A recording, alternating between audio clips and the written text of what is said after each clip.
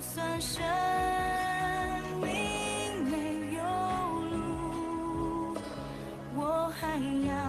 跑向我的主。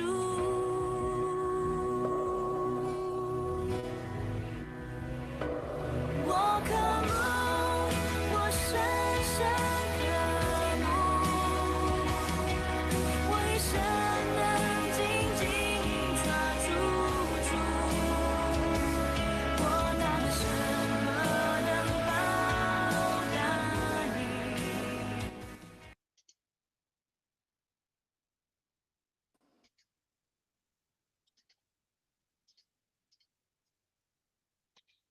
各位弟兄姐妹，大家早安，大家平安。我们接下来进入撒母耳记上第30天的共读。今天早上邀请家珍小组长来带领我们大家做开始的祷告。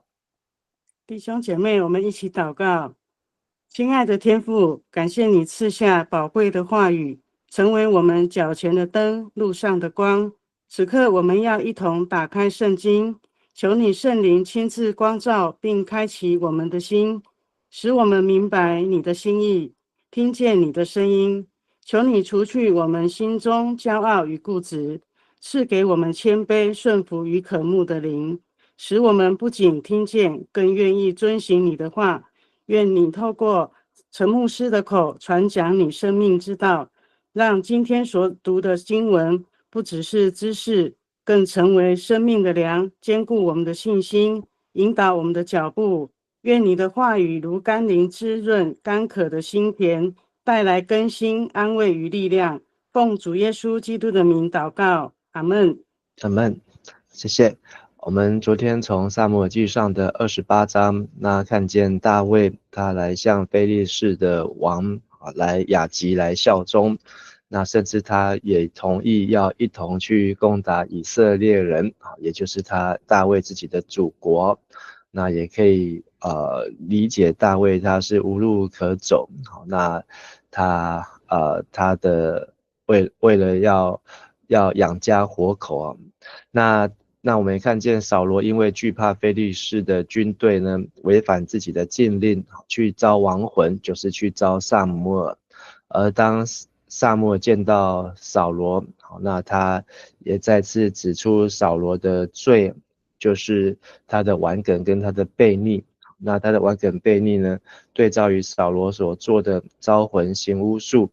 那也是连结绑在一起。那甚至扫罗因为打扰撒母耳的安息，那撒母耳带来坏消息，就是扫罗的年日已到，那明日，那也就是第3天，那扫罗就要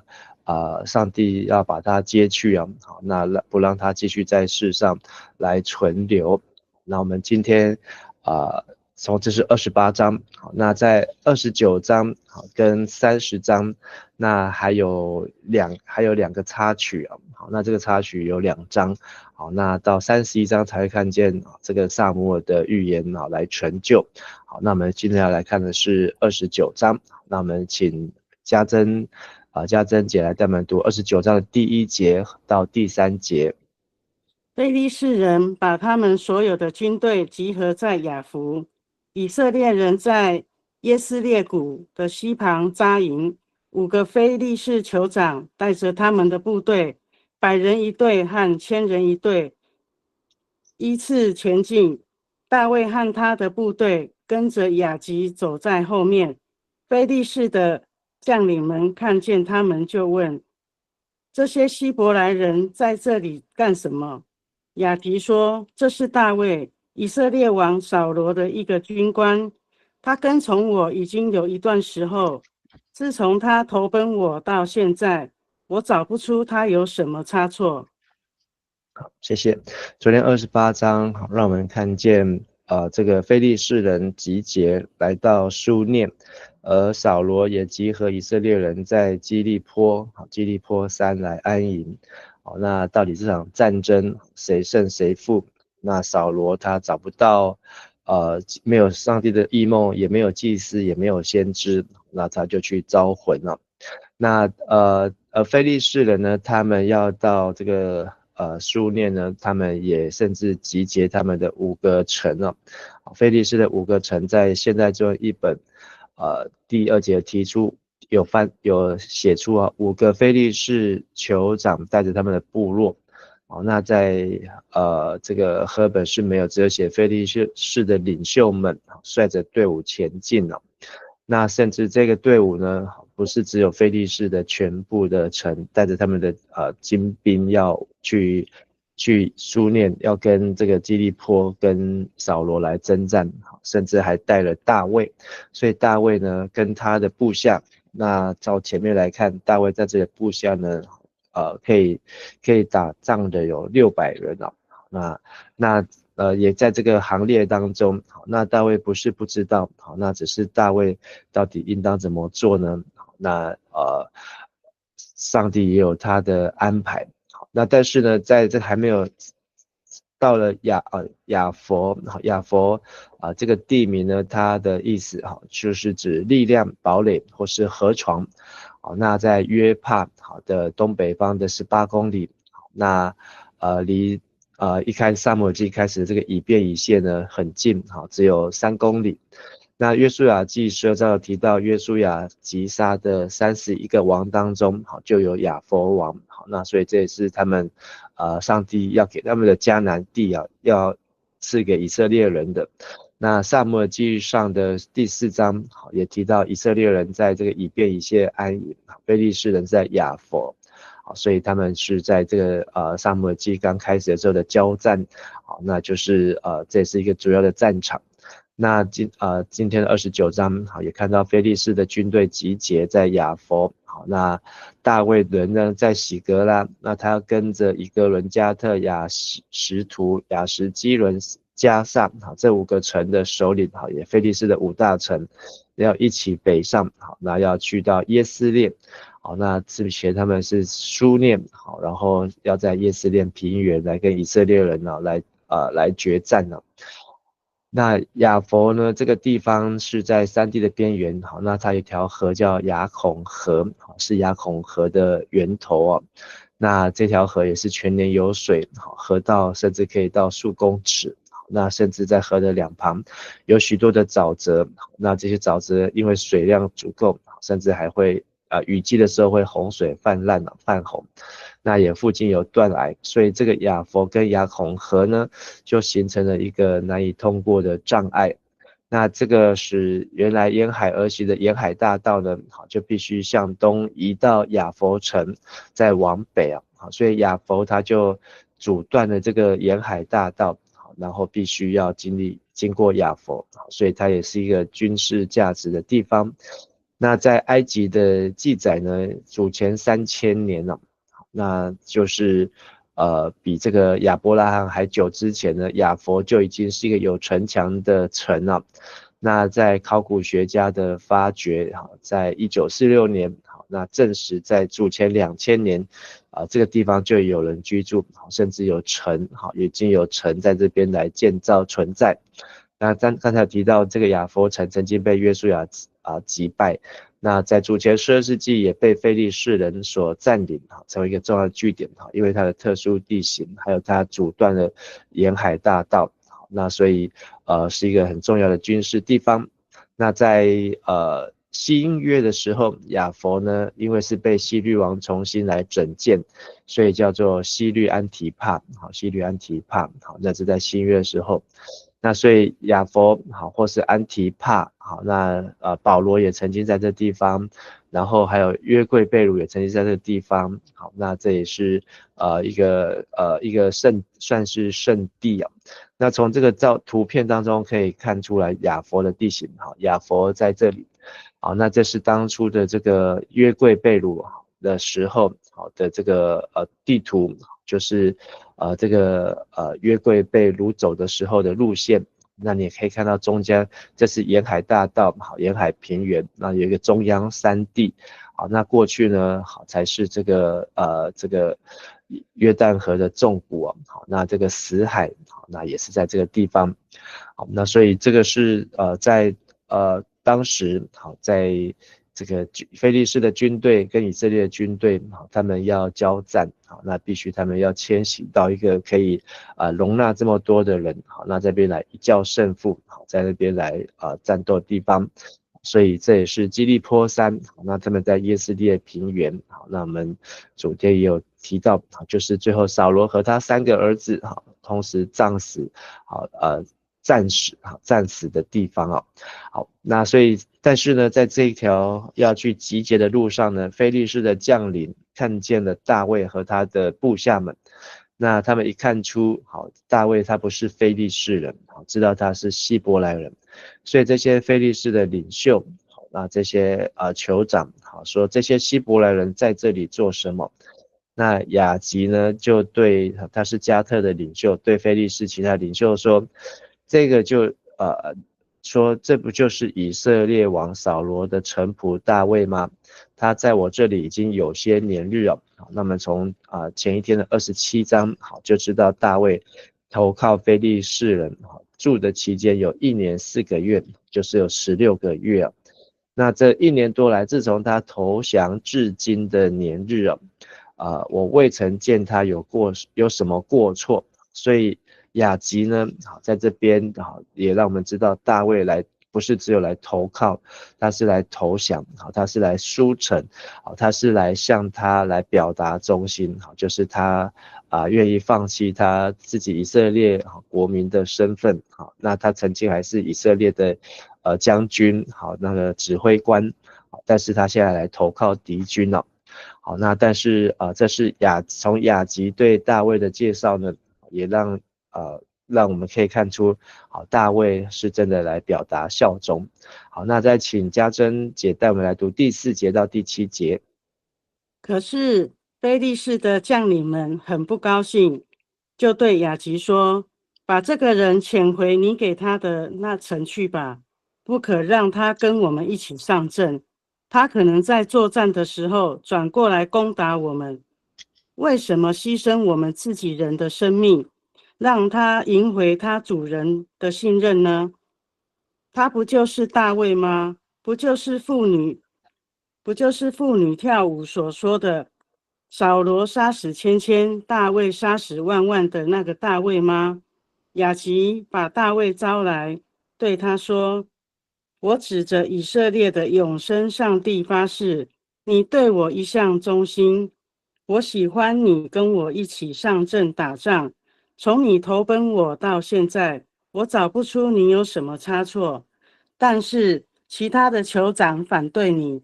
所以你平安的回去吧，不要招惹他们生气。”以上。谢谢。那这个雅吉虽然为大卫来辩解但是这时呢，非利士人的将领呢一听到就更生气说你怎么把敌人的将领来占为己有，甚至呢这个人你也不晓得他是谁吗？好，那这个人呢是妇女们都在传唱的扫罗杀死千千，大卫杀死万万好，那这妇女呢会是以色列的妇女呢，还是非利士的妇女呢？没有提到，但是这些非利士的将领都已经听过这首歌所以这首歌不是只有在以色列传唱是传到非利士。那非利士对非利士来讲这是他们羞辱的记号，因为那一天就是他们的这个巨人歌利亚被打败战死的日子而且这个巨人歌利亚还是加特城的人就是这个亚吉王的这个城的市民但是呢亚吉王居然可以接纳他，可是其他非利士人不能接纳大卫，所以他们对大卫是心有芥蒂甚至他们可能还记得大卫当初为了要迎娶扫罗王的女儿，还去割了100个或是200个非利士人的包皮来当做这个迎娶的这个礼物，所以这些羞辱呢，还有大卫呢也曾经多次的来战败这些非利士所以他们听到大卫呢几乎都冒了冷汗非常的害怕。只有雅吉这个王呢神经很大条，好，那他对大卫呢，好就接纳，还给他一个地方住，好，然后让他在喜哥拉，好能够在那边来定居，甚至让大卫出去打战，好，然后也不晓得大卫从哪边带回来的战利品，好，大卫就是说哦，他都是从犹大，可是他却夺了亚玛力人、基述人、基色人，好，到处去夺了这些非利士的友邦好的这些战利品啊。好，那所以这些非利士的将领就在这个最后要上战场的前夕呢，好发现了这个事实，所以呢他们好坚决反对大卫上战场，好一定要大卫不能跟去啊，而且也没有要他的命。好，那这里也很微妙，好非利士如果要报仇的话呢，这时候应该利用这机会，好要杀了大卫，但也可能是碍于亚吉王的面子，所以呢，就是说不可以让他跟我们同去，好，只要叫他回去啊，好，叫他回去，好，那回去到喜格拉，好，所以第6节大卫呢，就在这些其他的将领好的酋长的这个压力之下，好，就叫着大卫说，虽然亚吉很欣赏大卫，那在这共处的16个月中，也知道大卫是一个诚实正直的人。知道他是一个忠心耿耿的部下，甚至跟着亚吉打战呢，好，那为他带来许多的战利品，好，那甚至亚吉也说他找不出他任何的过失，但是呢，现在就是其他的人呢看你不顺眼，就是反对你，所以你可以平安的回去啊，好，那这句话很重要。好，如果亚吉不放过大卫，好，那大卫已经表达对亚吉的效忠，好，那他必须要做到底，好，但是呢，上帝就是在这里用奇妙的安排，好，让万事互相效力，叫爱神的人得益处，所以这就让大卫他躲过了，好，要到战场上，那到耶斯列平原跟自己的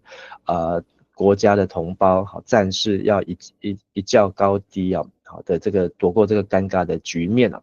所以亚吉就差遣大卫平安的回去。好，那最后再请家珍带我们来读第8节到11节。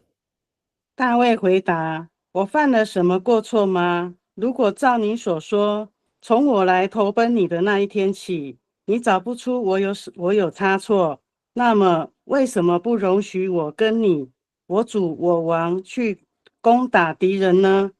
亚吉说：我同意你的话，我知道你像上帝的天使一样忠心，但是其他的酋长不愿意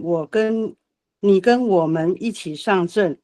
所以大卫啊，明天天一亮，你要带领所有离开扫罗投奔到我这里来的人回去。于是大卫跟他的部下，第2天一早就动身回非利士去。非利士人继续向耶斯列进军。以上。好，谢谢。好，那就在亚佛这个地方呢，好，那大卫要被释放，好，那亚吉呢，他也同意其他将领好的提议，好，怕到时候大卫在非利士的将领是担心，好，大卫会在阵上的时候，阵前来倒戈啊，好，然后把这个非利士军队弄得一塌糊涂，好，因为非利士也输过很多次啊，所以他们也很害怕。但是呢，现在大卫面对亚吉这样子的讯息呢，大卫反而说：“我有犯什么过错呢？好，我做了什么呢？自从仆人到你面前，直到今日，你查出我有什么过错，使我不去攻击我主我王的仇敌呢？”好，所以现在亚吉是大卫的主，亚吉呢是大卫的王，那扫罗呢就是亚吉的仇敌啊。那大卫到底心里面怎么想？因为这是他在台面上说的话，也是被记载在撒母耳。那台面下到底心里大卫作何打算？那这个没有看见更进一步更多的讯息。大卫是真的想要跟着亚吉一起去杀死扫罗呢？去打败扫罗军队，还是他只是做表面的功夫，跟他前面27章一样，去用其他的方式来取代，来取得这个亚吉的信任呢？其实我们不晓得到底这是大卫他怎么样子的来思想，但是也很意外，就是当亚吉叫大卫回去，大卫应该也大可以说好谢谢老板，然后就回去了，但是大卫还在这边争取，看起来他又一副很想要继续来跟去啊。那第9节雅吉就回答大卫啊，说我同意的话，我知道你在我眼中是好人，如同神的使者一样。所以这个神呢，就不是非利士的神啊，那指的是上主耶和华神啊。所以连雅吉呢，都因为大卫来投靠，来投降的这段期间呢，那他更认识到上主，认识到耶和华神。那甚至他接纳大卫，其实对雅吉来说，他也很高兴。以今天来看，这个外邦的这个老板呢，很高兴有个基督徒的员工能够到他的公司来上班呢。那因为有这个基督徒的员工，也让他更认识基督，更认识耶稣啊。但是第10节，但是只是其他的酋长不同意，你跟我们一起上战场，所以这就是最后的理由。第10节，现在你和你跟随你来的，就是你主人的仆人。那这里和本又把大卫呢列到另外一个主人了。那在第8节的地方，提出说，大卫承认自己是雅吉是他的主人，是他的王。可是这个主人呢，雅吉呢，又在第10节的地方说，你的主人呢是扫罗，说你主人的仆人。所以在这里雅吉呢，真的是可以说他非常的头脑清楚，他不会因为大卫的投靠称他是主，他反而说你回去，还有那些跟你来的，你原来主人的仆人，你们一大早就回去吧。所以可见这个时候呢，他们的这个讨论或者他们的这个会议呢，已经是晚上了。那所以也是一天的开始。所以这一天呢，他们就要回去。那到隔天呢，他们才要继续再去战场。所以你清晨要早早起来，回到我所指派你的地方，也不要把重伤你的话放在心上，因为你在我面前很好。这是和本的翻译啊。但是在这个现代中译本没有这一段话。那因为这个是只有在74译本有，原文没有。所以但是在原文当中，雅吉还反过来安慰大卫。所以可以看到这个老板呢，真的对大卫很好。为什么一个人老板愿意对大卫这么好，我们也要去思想，一定是大卫的表现真的完全取得雅吉的信任，就把他当作是自己人。所以最后一节，那大卫呢也没有再多说，就顺从，就带着他的部下清晨早早起来，就回到非利士的地，就是回到喜格拉，就不去参加这场的战争了。所以而非利士人就继续从雅弗继续北上，前往耶斯列来进军了。今天这段经文也让我们可以做一个回顾啊。那就是大卫呢成为撒母耳记一个主要的人物。那他的这个事迹呢，已经超越了扫罗，也超越了撒母耳，更超越一开始的这个以利啊。所以撒母耳记的安排，一开始是从以利跟哈娜的祷告，那到后来这个撒母耳成为国家的先知士师祭司。那到这个百姓起来要求做王，那扫罗呢成为君王。但是呢，在撒母耳记要结束前呢，扫罗他的篇幅跟他的影响力已经高过了大卫的影响力已经高过了扫罗。那这个时代的转型呢，也就是从士师的时代转变成君主制君王的时代。那这3个背景人物呢，是以利、撒母耳和扫罗，但是主角是大卫。那还有提到这个4次的大卫前战争呢。那今天这个亚弗之战，就是大卫要去参加，但是后来被释放的之战呢。那还有其他的米斯巴之战、密抹之战、亚玛利之战，这都是大卫的战争啊。那大卫的人生第一场战是在以拉谷跟歌利亚的战争。那扫罗人生的最后一场战争呢，就是基利波之战。那就是在后天最后一章31章，那会看见扫罗阵亡的时候。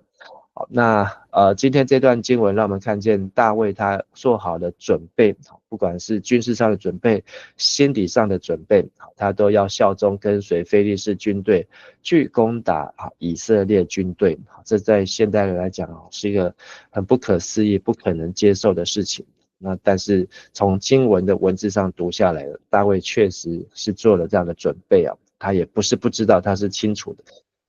但是就在这个战争的前夕呢，非利士人对大卫的顾忌，所以不愿意大卫跟去，但是也看出了亚吉呢对大卫完完全全的信任，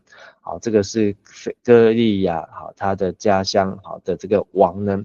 居然不去站在歌利亚那边，选择站在大卫这边，所以经文也让我们看见大卫他怎么样来去用忠心来取得信任，然后让仇敌变成应该恨他的仇敌变成是爱他的老板。那在非利士将领的坚持底下呢，亚吉他就释放了大卫免上战场，那所以让大卫可以避免这样的尴尬。那但是如果我们继续读下去这段经文呢，上帝在这背后不仅是做这样的安排，大卫好像加入了黑道帮派，现在的黑道帮派没有要大卫断手断脚，就让他平安的回去。但是上帝的安排呢，在明天的30章，原来大卫回去不是回去休息，他回去才发现他家后院失火了，他家出大事了。好，那就是明天要继续读到的经文跟插曲。好，那再往后呢，才看到上帝也不要借着非利士的手来除灭扫罗，而不是借着大卫的手啊。我们今天分享到这边，一起来祷告。下来吧，父神，我们感谢你，因为我们知道人生有时候很难